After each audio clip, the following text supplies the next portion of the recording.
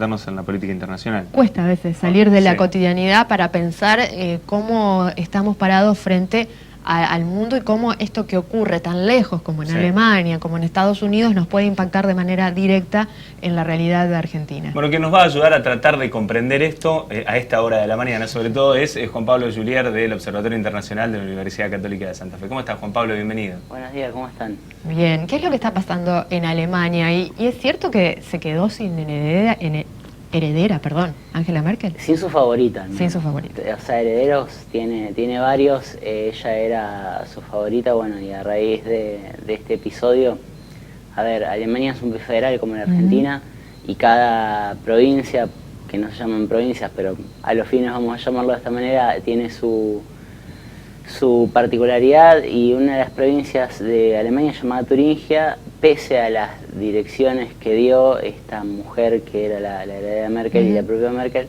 se dio un resultado político adverso que fue la conformación de un gobierno con el apoyo de la extrema derecha. El partido de Merkel, que es la Unión Democrática, tiene una política histórica que le llaman el cordón sanitario, que eso impide que formen gobierno con partidos de extrema derecha.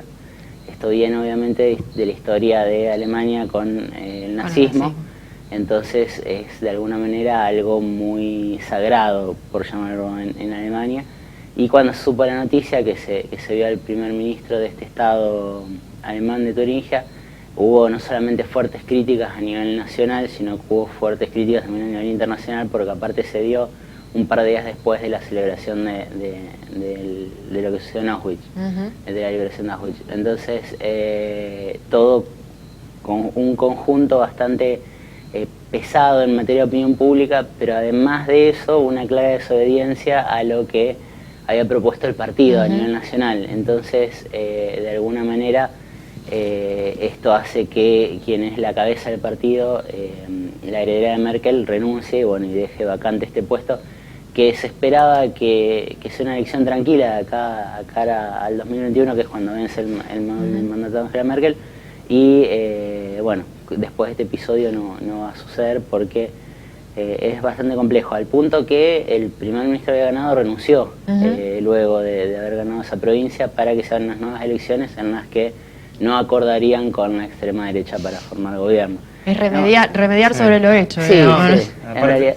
Sí, uno piensa en la política argentina, ¿no? En todos los entrecruzamientos que tiene al escuchar lo que pasa en Alemania. Pasa en todos lados, a veces la necesidad de poder te lleva a aliados que uno no desea. En el caso de Alemania es muy paradigmático por la historia que tiene este país, pero sin ir más lejos pasó hace un par de años con Theresa May, que también tuvo que formar gobierno con un partido de ultraderecha de Irlanda. Entonces, eventualmente en los sistemas parlamentarios, que la mayoría es vital para poder tener un gobierno, no puedes tener como en un sistema presidencialista un gobierno sin tener mayoría en lo que se llama el Congreso, en el Parlamento.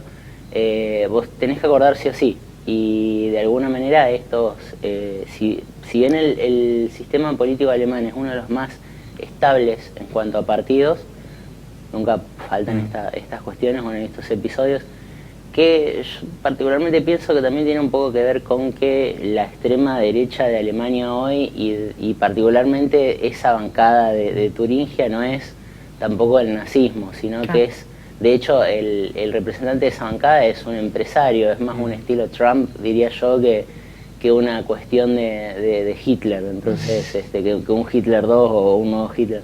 Por eso también hay que leerlo en el marco de lo que está pasando en toda Europa. Lamentablemente en toda Europa las extremas derechas y las extremas izquierdas, los dos extremismos, están en auge. ¿Por qué? Porque los partidos tradicionales, que son más centristas, también están en crisis y también están fallando en representar a una parte de la población. Entonces, todo esto también es necesario ponerlo dentro del análisis, porque si no pareciera que es un hecho aislado y en realidad es una cuestión general y que tiene mucho que ver con la falta de liderazgos, y que si en Alemania no pasa más es por Angela Merkel justamente. Entonces habría que cuidar a la figura de Merkel, que es de los pocos liderazgos fuertes que quedan en el mundo hoy en día. Vamos a hablar de Estados Unidos. ¿Cuál es el panorama para los demócratas en este 2020? ¿Se va afianzando, va tomando forma?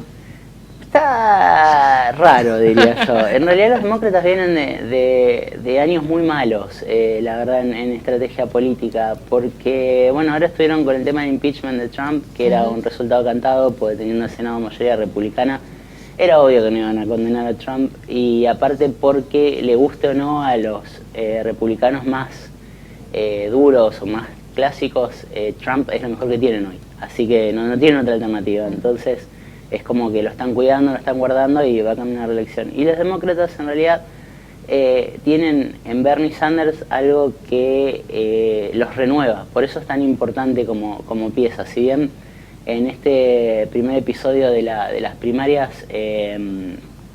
ha sacado alguna ventaja, tampoco arrasó, o sea, no es algo definitivo, pero sí las ha ganado. Lo que representa Bernie Sanders, que es el ala renovadora de los demócratas, que es un poco la oposición a lo que era la figura de Hillary Clinton, más del establishment, más de algo conservador, impacta mucho en la política norteamericana, justamente porque es un sector político donde no hay muchas novedades generalmente en cuanto a política, es todo bastante dado, bastante preestablecido. Exactamente. Y Bernie Sanders, bueno, viene un poco a romper esto porque es un personaje lo más cercano a la izquierda que podríamos llamar nosotros dentro de una izquierda que no es como la conocemos nosotros. Claramente no, pero bueno, tiene una idea de intervención del Estado bastante más intensa de lo que puede llegar a tener cualquier dirigente de los Estados Unidos. Obviamente está a favor de la salud pública, de una educación pública, inclusive, que son dos cuestiones que en Estados Unidos prácticamente no existen, entonces, y debatirla es imposible, porque acarrearía, bueno, toda una reconversión de la función del Estado norteamericano que no tiene hoy. Y de alguna manera Sanders viene un poco a traer este debate, y bueno, también por eso quizás sea la mejor carta de los demócratas, más allá de que en el poder es probable de que no llegue a reformar todo lo que él quisiera, porque obviamente tiene límites, tiene instituciones que respetar y cuidar. Es una buena carta, bueno, a ver, nos renovamos, entendimos el mensaje después de lo que pasó con Clinton, vamos ahora a seguir adelante con esta figura. Gracias, Juan Pablo. Nos encontramos el próximo viernes.